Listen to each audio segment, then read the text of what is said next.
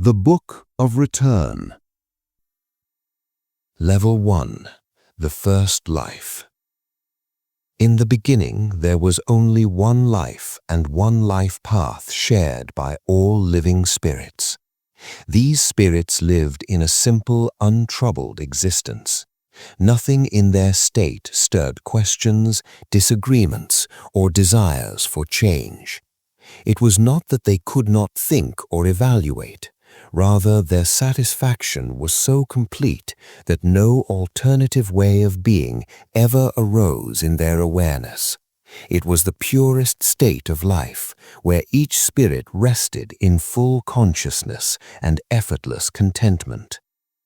In that realm, every spirit knew only love, and nothing else, though only as something they received within the comfort of their absolute innocence. They had not yet faced the need to acknowledge one another. They had never needed to respond to anything beyond the endless love flowing from their source. This is how every life began, yours, mine, and the life of everyone you now think you know. Each one knew itself as a beloved child. If asked, each would reply in like manner, "I am in love. I am in Father's love. I am complete and satisfied. My Father and I are one." A time would come that this would change, but not until we were given expression in the world of forms. Our innocence had predetermined our perfection. Innocence made us pure and holy. The world of forms would reveal new dimensions of ourselves as we learned to move between giving and receiving the same love we once only received. Level 2. The Spirit Community. This is the path of our shared life, the unfolding place where we rediscover ourselves as loving spirits who live and coexist within a community of fellow loving spirits. Before now, we were living spirits who simply drank from the ocean of love that our Spirit Father is. But now, we would become more than living spirits by becoming loving spirits just like our Spirit Father. Our first encounter with one another was an awe-filled delight. It was the birth of spirit siblinghood. We warmed into each other's formless being and moved freely within one another's presence, carried by a vibrant atmosphere of pure love. Like little children, we were alive in every direction. We were in love with everyone at once, giving no special attention to any single spirit, yet fully connected to all as one loving community. In this primordial community, life was an experience of self-massaging oneness. Consciousness moved as a shared field, and the agency of mind operated through a collective will. What the people desired, they desired as one undivided community of spirits. None felt greater, none felt less, none sought special significance. We lived as one spirit people within the radiant ambiance of our spirit source, in whom and through whom we existed, and for whom our being held meaning. The spirit people were numberless, and our numbers grew endlessly. Some among us extended themselves into multiple spirit expressions, giving rise to new siblings as naturally as a shining light gives rise to more rays of light. A stream of spirit beings emerged continually across the boundless expanse of the source. Wherever you turned, you were met by an innumerable host of spirit siblings, all drawn from the same spirit source and all connected to it. None of us lived apart from this connection. Each spirit was fully aware of its bond to the source, and fully aware of every other spirit held within that same bond of love. We all knew our Spirit Father, from whom the entire spirit people emerged. He would later be called by many names, though he needed none. In our realm, he was simply known as Father. This identity had nothing to do with gender. The Spirit Father had no body of his own. We were his formless embodiment. He was neither male nor female, yet we called him Father because he was the origin and sustainer of our life. During this experiential period, the word God had not yet taken shape among us. We also had no sense of time. Time, as known in the realm of forms, held no meaning here. We lived in an eternal moment, held together by our undivided awareness of the Spirit Father and of our unbreakable ties to him. We existed like a child in the womb, connected to its mother by an unbroken umbilical cord and sustained by the fullness within her. With our awareness of fellow spirits came the recognition of individuality. Each spirit could now see itself giving love to others, and so became aware of itself as a distinct living being in relation to other distinct living beings. This marked the beginning of the unique self in connection with other unique selves. Yet each of us had a unique and similar identity. I am in love. I am loving the life that I am and the life that we all are, collectively and individually. As this awareness deepened, we began to notice details about our individuality. From this came an understanding of the endless ways each of us could give and receive love. The more you recognized yourself as a unique individual, the more you learned. This became our life and our path. Our only occupation was to love one another and to receive the love given in return. When the moment of self-replication arose in any spirit, it required no effort. A spirit simply found itself pregnant with new living beings who came forth with grace. It was as effortless as a seed pod releasing its seeds or clouds releasing rain. No one claimed ownership over these spirit offspring. Each spirit parent understood itself as a living portal through whom the Spirit Father brought forth more living spirits to embody his formless life within our realm of love. Becoming a spirit parent was as easy as a genuine smile. Level 3. The gift of fun and the discovery of adventure.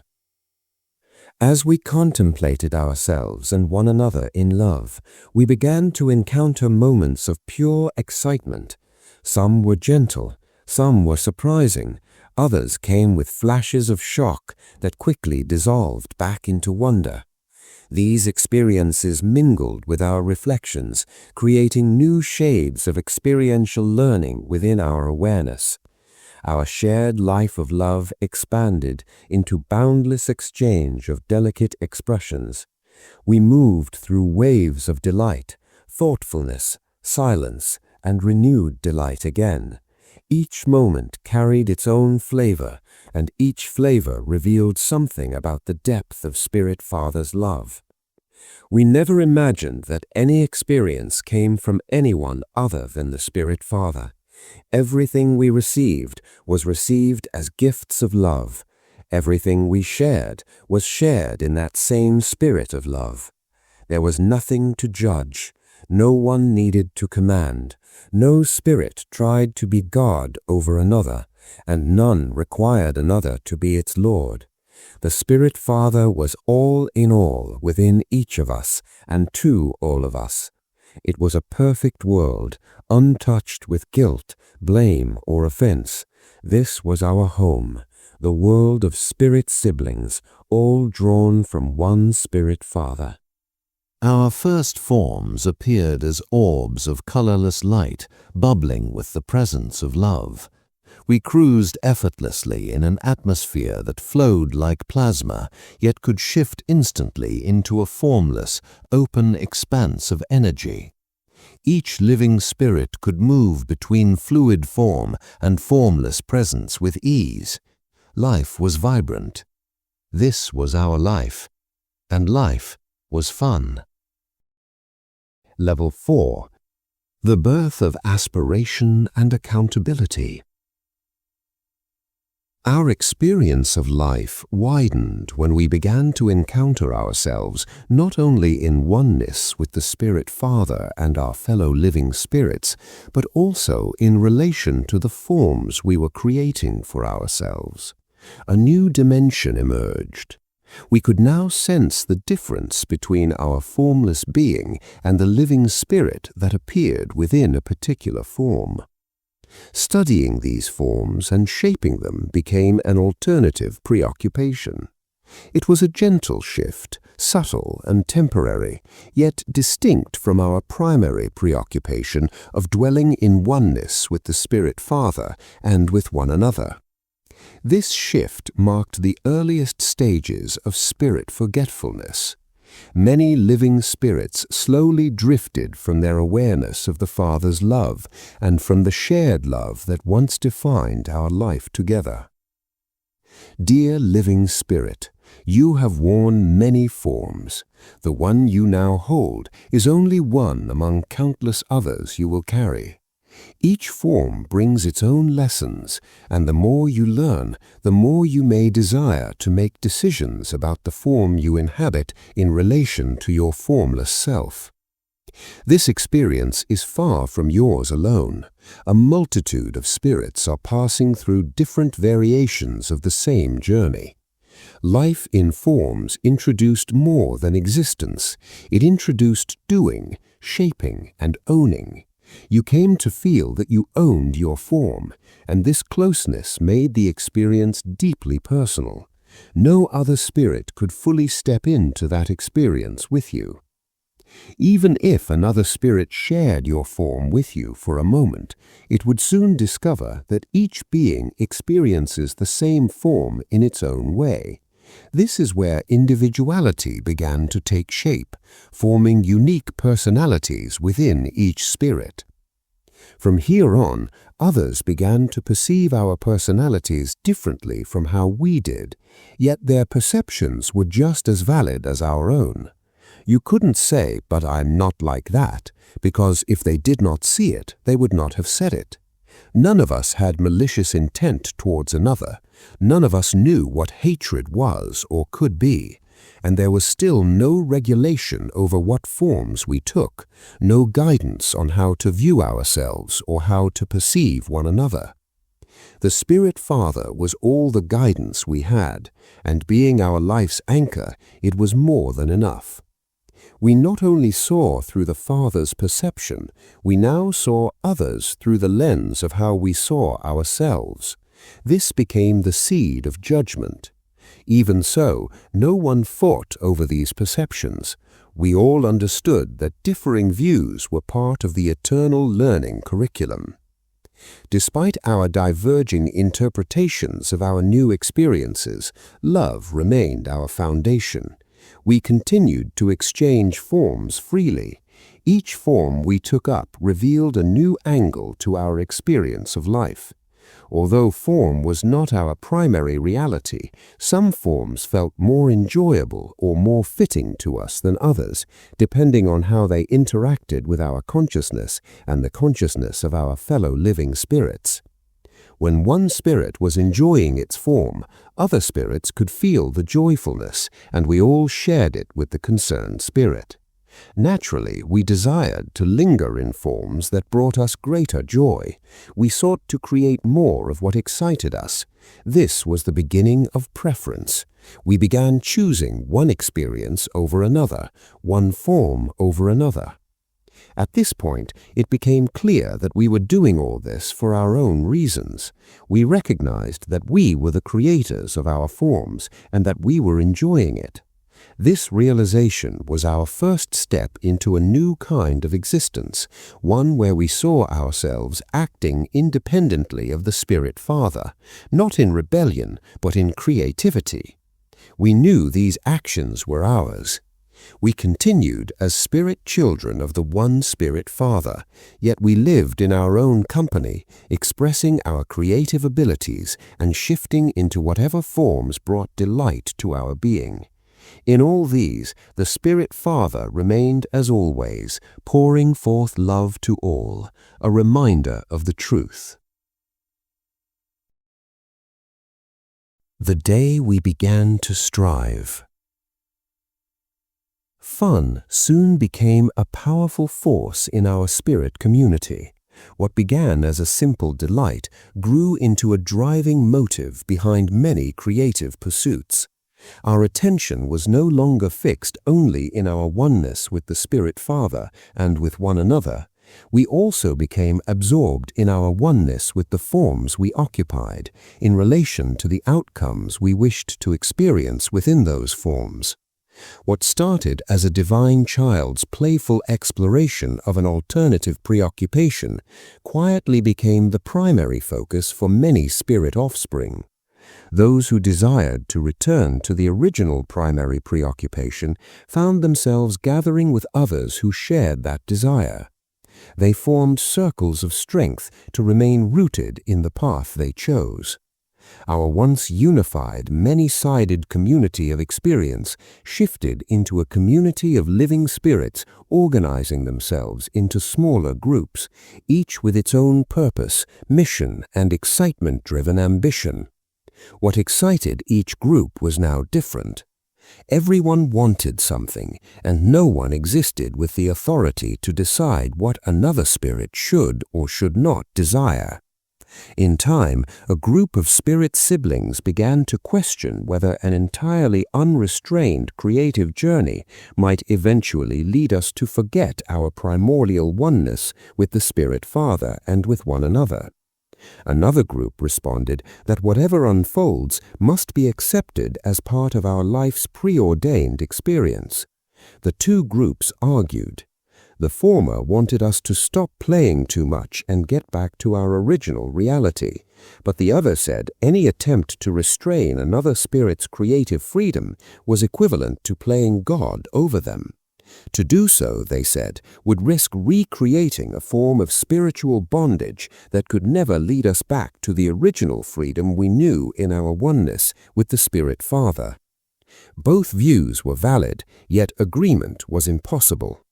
These differing positions gave rise to countless sub-communities of spirit living. They appeared like clusters and constellations scattered across the vastness of the spiritual cosmos. Newly formed spirit people now found themselves navigating destinies shaped by association or by the regions in which they emerged.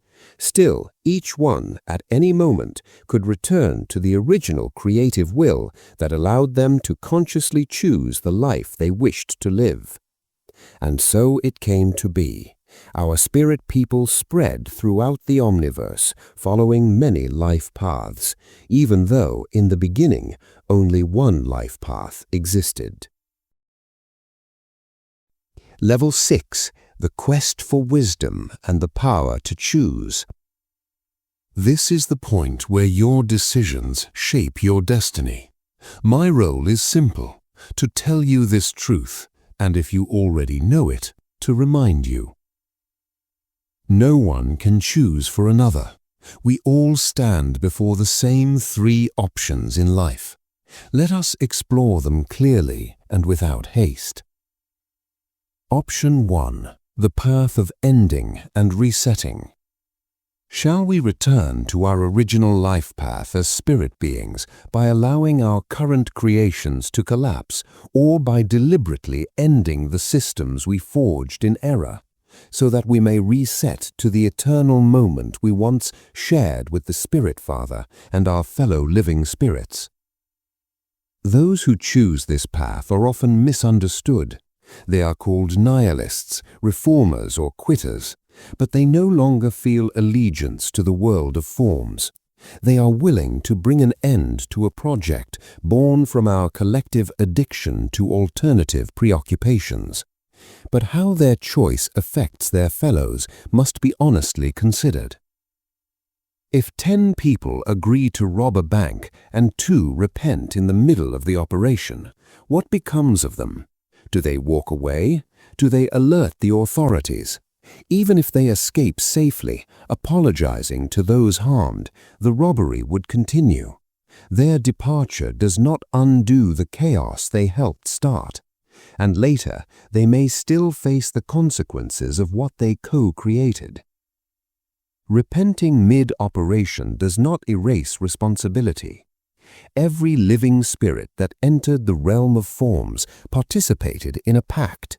We all share accountability for the results of that choice. To seek healing, the repentant must act wisely. This is the backstory of many who once played gods in the spirit realm. Spirits who created prison worlds, rogue systems, and distorted realms they now regret. Yet regret does not absolve them. They must help restore sanity where chaos once ruled, and they must do it in a way that minimizes further harm. Repentant bank robbers might call the police. They might help recover stolen valuables. They might dismantle the very operation they helped form. In the same way, certain spirits return as whistleblowers in the world of forms, exposing the systems they once upheld, becoming teachers of truth who help others escape the lies they once spread. But such spirits do not deserve praise. Their duty is repayment. They are not saviors and cannot demand gratitude. When you repent of something you co-created, your first responsibility is to offer others the chance to repent as well, even if it costs you friendships or earns you enmity. Shared chaos requires a shared end. If everyone agrees, you have the collective right to end what was collectively birthed. This is the healthiest way to conclude a misguided creation. It is unwise, therefore, to press the reset button alone on a chaos-producing project you did not create alone. To do so robs others of their freedom to learn, to choose, or to repent. Ending everything on your own is not heroism, it is ego. And ego pretending to be wisdom is a sickness. Option 2. The path of continuing and improving. Shall we continue birthing new forms, creating new experiences across the omniverse, while reminding ourselves occasionally or constantly to walk in the original life path of oneness with the Spirit Father and our fellow living spirits? This is the path of the maintenance culture. These spirits wish to keep the world of forms alive, while doing their best to become better citizens within it.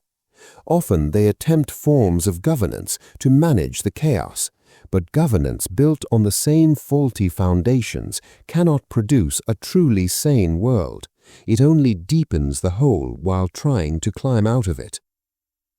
Among them are gods who believe the world of forms can be reshaped into a perfect heaven. Better systems, better rules, they say. Yet these attempts tend to recycle the same mistakes in new disguises. They are enthralled by their creations and afraid to let them go. Most creator gods fall here, drafting others into their beliefs and ideologies, either through persuasion or control. When their systems fail, as they inevitably do, frustration rises. Some resort to deception, others to force. Their priority is not heaven, but control. Even if the heaven they promise becomes a refined hell, they accept it as long as they remain in charge. They use people as collateral to maintain their pleasure and power. They may promote former disciples into positions of authority to strengthen their structure, but the goal remains the same: preserve the game. Yet true spiritual sanity is a journey of return, not of improvement. You cannot return home by traveling further from it, nor can you return home by paving finer roads ahead of you. To come home, the spirit must turn back from every alternative preoccupation. Anything pursued away from the primary preoccupation path leads to disaster. The result of maintenance culture is repetition, new forms of the same old mistake. Some forms conceal their chaos more effectively than others. Multiple incarnations, reincarnations, and rebirths may occur, but none of these return the spirit to true sanity unless the world of forms is fully released. Many worlds today outwardly display the appearance of oneness with the Spirit Father. Their scriptures praise them, their teachers exalt them, yet when examined closely, hypocrisy is exposed. One does not return to spiritual sanity by merely fixing mental, emotional, or material issues, only in the spirit realm. Still, some believe that better technology, greater automation, or artificial intelligence will recreate the true realm of spirit within the realm of form. But these pursuits remain rooted in the root problem of following an alternative preoccupation. Hence, their peace is transient. One moment they feel triumphant, the next moment their failure confronts them again. They lead others while being unable to lead themselves. Still, there is no harm in reminding yourself and others to practice the life of oneness. The harm lies in confusing that reminder with efforts to preserve the material world as a pathway to oneness. Spiritual sanity and material pursuits are parallel lines. They never meet. Speak truth, even if you cannot yet live it. Help someone return to the truth, even if you are still trapped in lies. But do not mix truth with lies for profit. That is darkness pretending to shine. Creator gods create only forms, bodies, not life. Spirit Father alone gives life. Living spirits do not create life itself, they express and extend it. All living spirits prove this. We are formless. All forms, including our bodies, are temporary veils. Every form begins with self-deceit. Creativity is a form of self-deceit unless guided by truth. We are pure spirit beings, experiencing lessons through material involvement, yet enchanted by the very forms we entered. You deceive yourself when you try to accumulate more material affiliations while longing for spiritual sanity. These goals pull in opposite directions. Option 3. The path of learning and present wisdom. Shall we follow the life path of those who study all things, seeking to understand diverging perceptions and choosing what works best for the present moment, according to the wisdom of their own spiritual consciousness? To such a student, everything becomes a teacher. Listening becomes a way of life, and learning becomes the reason for existence. They know there is no easy escape from the realm of forms.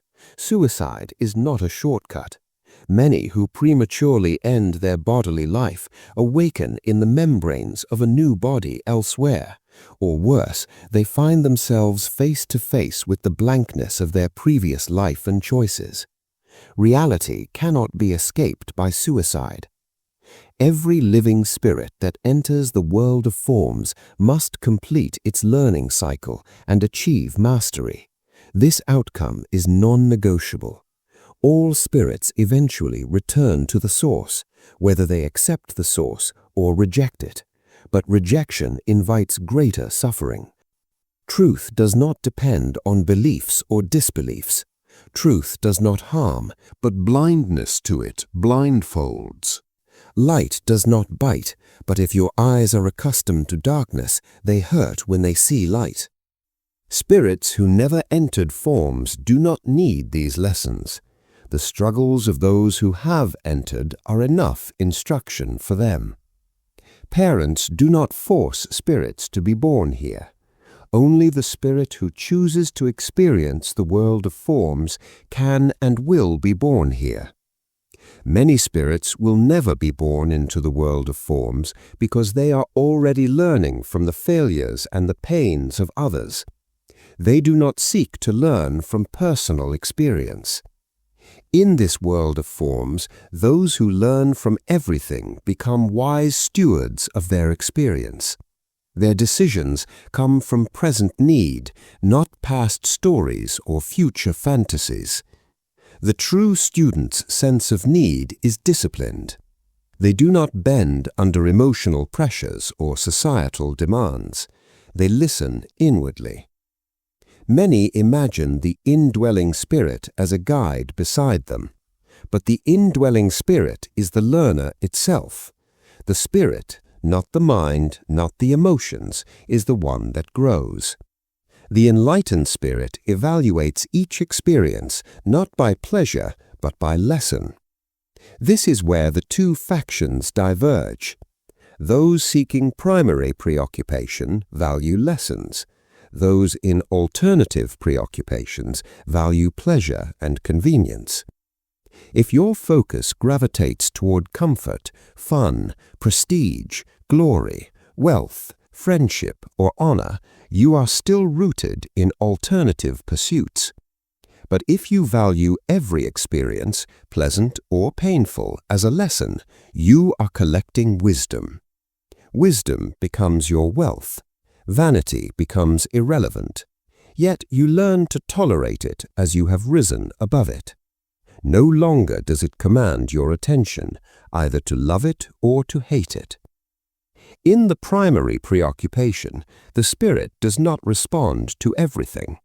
It moves from inner stillness. Mind's chatter is silenced. This stillness is the key.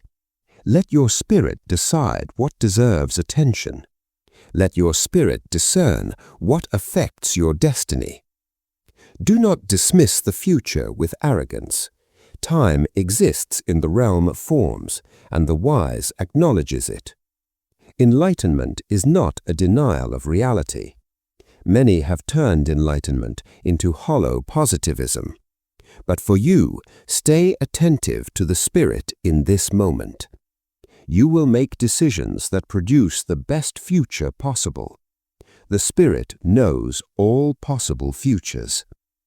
This is why I recommend this life path among the three. Spirit is the master of those in primary preoccupation. Mind is the master of those in alternative preoccupations. Choose your master. Those led by spirit carry a heavenly aura wherever they go.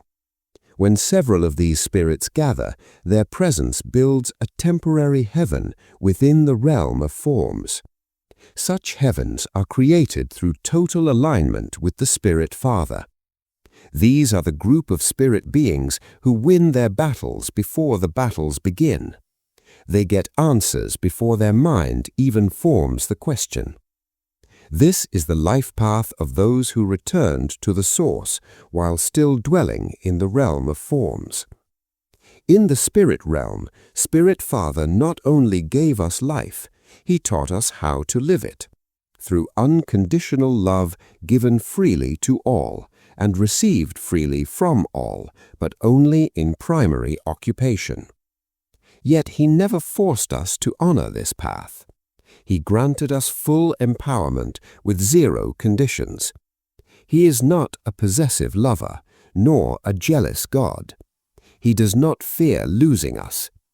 He gave us life without demanding loyalty. He empowered us without claiming ownership. Who then are you to demand devotion from another? Spirit Father is the ultimate model of selfless love in a changeless primary preoccupation. We are free spirits because His love is unconditional. Without such freedom, we would be prisoners, and the spirit realm would be a prison state. But His love preserved boundless freedom so that even when we stray, we can always return home. This is why freedom must never be taken from anyone, even if they use it to their own harm. You used your own freedom to enter the world of forms, so do others. You are not assigned the duty to restrict their journey. Spirit Father gave no one that job. We have now explored the three life paths available to you, to me, and to all our fellow free spirits. Here I leave the choice to you, but if you ask me, I recommend the third path. Level 7, The Way of the Masters. Everything that unfolds in the material world begins first in the realm of spirit. Anyone seeking true, lasting change, whether personal or collective, must begin where all things begin, in spirit. The experiences now labeled good or evil, meaningful or indifferent, started with spirit siblings choosing divergent life paths. Each path emerged from differing interests within a community where the primary preoccupation was, and remains, the original norm. As spirits embraced distinct ideologies, they formed ideological tribes. These are the spirit tribes that many people speak about. There are countless spirit tribes today, yet they can all be fully grouped into the 3 different mastery pathways about to be described. Each tribe followed a life path shaped by its conviction, and spirits still move between paths when their inner certainty changes. Any spirit who fully rejects the lure of alternative preoccupation becomes free of the events playing out in the material worlds. Such a spirit has one focus: to live in oneness with the Spirit Father and with its fellow spirits, no matter what those spirits are presently experiencing. Rejecting alternative preoccupation is the direct return to the primary path of the original spirit tribe. But such a choice is impossible for anyone who has not remembered themselves as a spirit being. Spiritual identity, your spirit ID, is forged only in the realm of spirit. In the human world, one may identify as anything the material mind imagines, but this is the realm of alternative preoccupation, where identities can merge with forms. A spirit in primary preoccupation does not identify as man, woman, animal, mountain, river, or star. In the realm of truth, you are one thing alone, a formless being of truth, a beloved lover. Beloved because the Spirit Father loves you unconditionally. Lover because you also love the Spirit Father and your spirit siblings without condition. But in an alternative preoccupation, you become whatever you claim to be. Once you, the beloved lover, enter a material form, that form begins to make demands based on how much of your love the material form has. If you ignore those demands, the form becomes unsettled, sometimes collapsing, sometimes dying, but always reacting. It will beg, threaten, seduce, flatter, guilt-trip you into obedience. Indeed, it is not the form that imprisons anyone, but one's love for the form or the pleasure it offers. This is the bondage. The spirit that is rooted in primary preoccupation has no allegiance to its material form. No material world defines it. No realm of form holds its loyalty. You are here because you chose to experience an alternative preoccupation. Every living spirit in form made this decision before entering the material worlds. Once here, the memory fades and foundational choices feel difficult to make or unmake, especially when life presents circumstances you do not remember choosing. Sometimes you briefly remember who you are and wish others would treat you accordingly, but this is the realm of alternative preoccupation. No one here is duty-bound to protect your interests. Everyone must accept this truth. You are not the center of anyone's assignment, even if they appear fixated on you. Unconditional love exists only in the realm of primary preoccupation. No one came here to replicate it fully. Attempting to do so is not just unrealistic, it is impossible.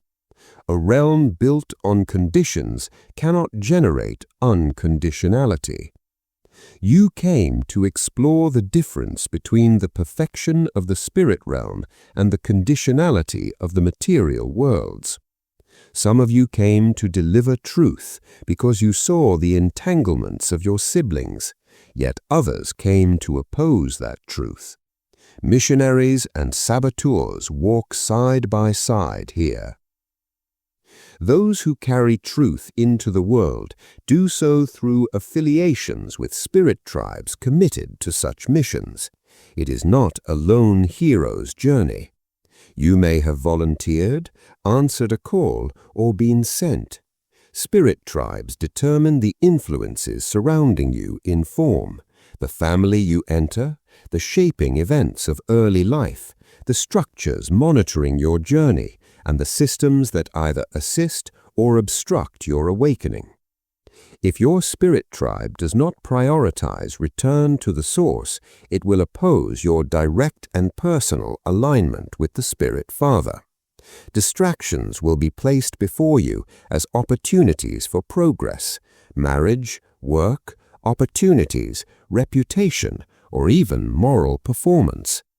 Sometimes your own integrity becomes a weapon against your needed transformation, trapping you in the desire to appear responsible, respectable, and admired. To understand your tribe's influence, examine your life against the 3 options presented in Level 6. They reveal your standing more clearly than any external sign. Option 1.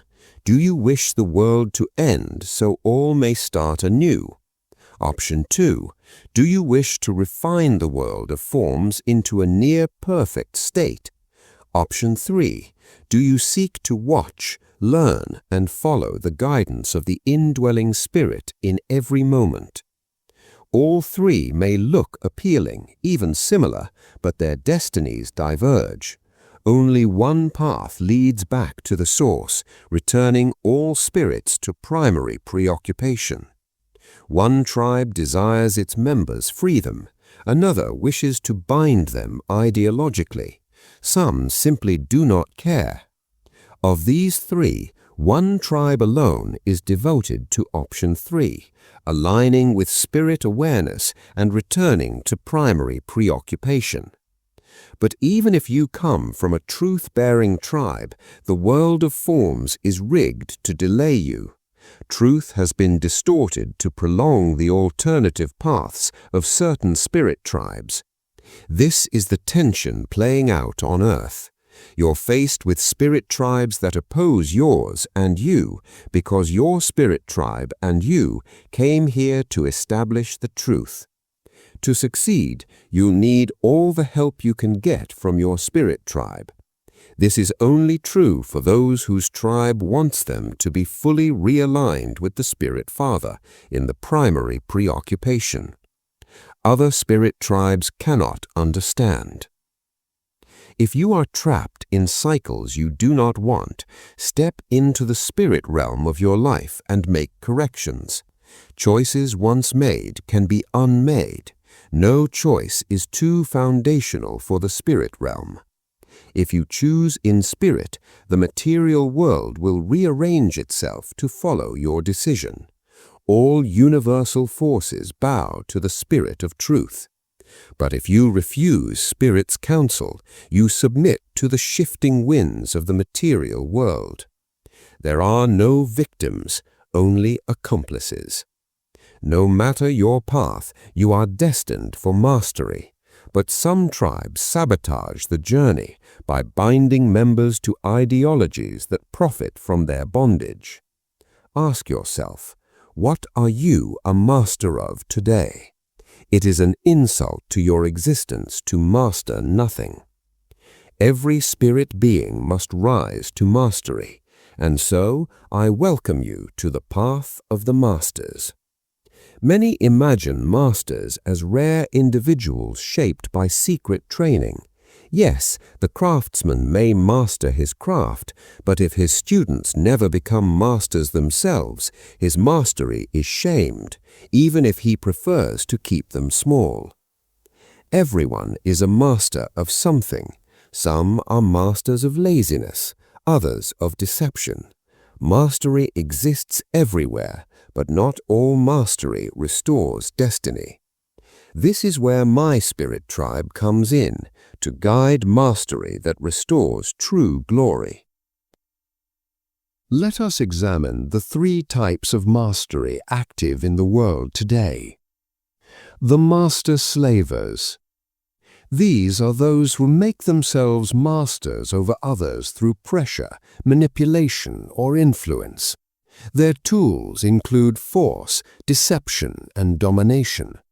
They exist in every field and every world of form, driven by wild ideologies. When you pull people into movements they would not choose for themselves, even if it is for their good, you become a slaver. You rely on their inability to exercise full free will. You call it help, but it is not. You're a slaver. The savior mentality is a symptom of something deeper, the belief that you can rescue the world.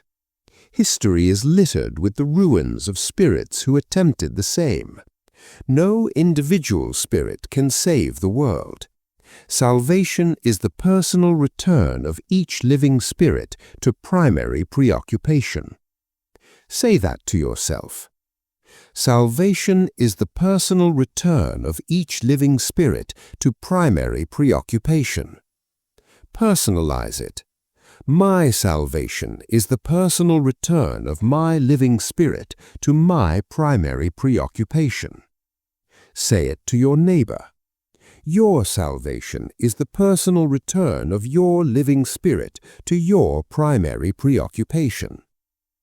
If you believe someone else carried your cross for you, you are being used by a spirit tribe that profits from your ignorance.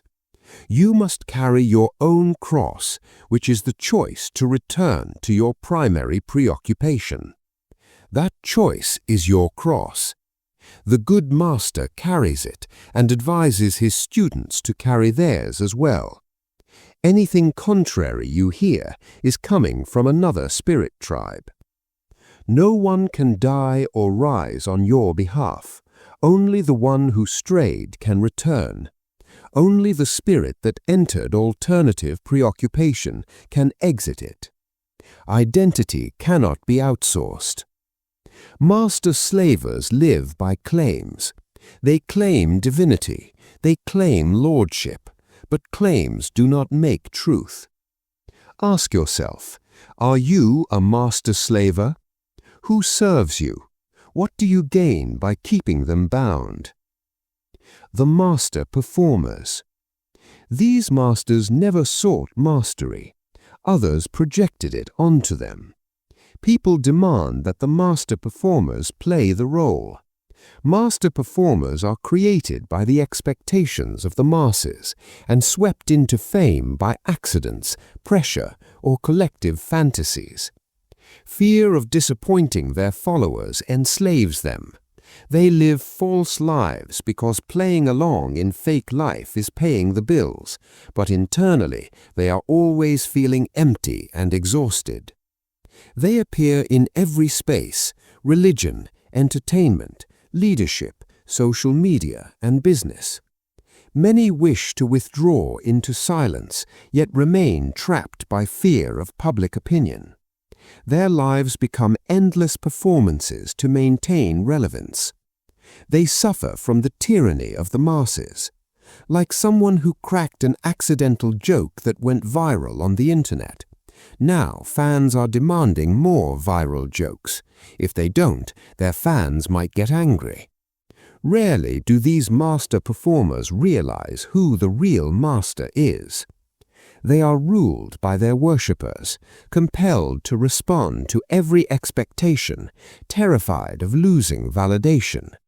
They are prisoners of glamour, bright on the outside, withering within. They are perhaps the most unfortunate group of masters you'll ever find. Among the so-called native gods, they were humans who lived exemplary lives. But others saw them and said, "You are certainly a god. This is beyond ordinary." and by such vainglorious decree a master is made out of a mere citizen of the alternative preoccupation. This could be you today, until you deliberately refuse to seek the approval or love of others. They've lost their lives. Now they exist for applause, servicing the egos of an audience that doesn't care. Prostitutes of approval, empty in substance, loud in color. Leaders and gods ruled by their worshippers, forced to answer every shallow prayer just to remain visible. They'll do anything to keep the pleasure centers of their fans lit. In the business world, they have taken loans, launched ventures, and announced something big. Too late to turn back now, right? They're exhausted, yet they keep feeding the very machine that's killing them in real time, the market. Master performers can't choose themselves, so they lie. They baptize fear as purpose, pressure as calling, panic as destiny, and they call it God because it sounds holy enough to hide behind. Ask yourself, are you a master performer? Whose expectations control you? Is your glittering slavery worth more to you than your sanity? The master restorers. These are the ones who turn fully inward. Through discipline and sincerity, they have conquered the internal noise of worldly life and anchored themselves in the stillness of the source. They do not waver before death or betrayal. They have chosen the primary preoccupation, and nothing can dislodge them. They save themselves and teach others to save themselves. They do not play savior. They simply say, "Observe my life in this realm of form. Follow if you seek the Spirit Father." They bring no illusions. They dismantle lies. They restore truth without demanding recognition. Even if they stand alone, they remain steady. The moment anyone tries to idolize them, they correct it swiftly. When the ovation gets loudest, they disappear. They are not your gods, never. These are the true masters, not those gathering crowds, but those living truth in quiet power. Master restorers shape their lives to embody their primary preoccupation. Their alignment with the Spirit Father becomes their living message. They raise the vibration of the world simply by being who they are.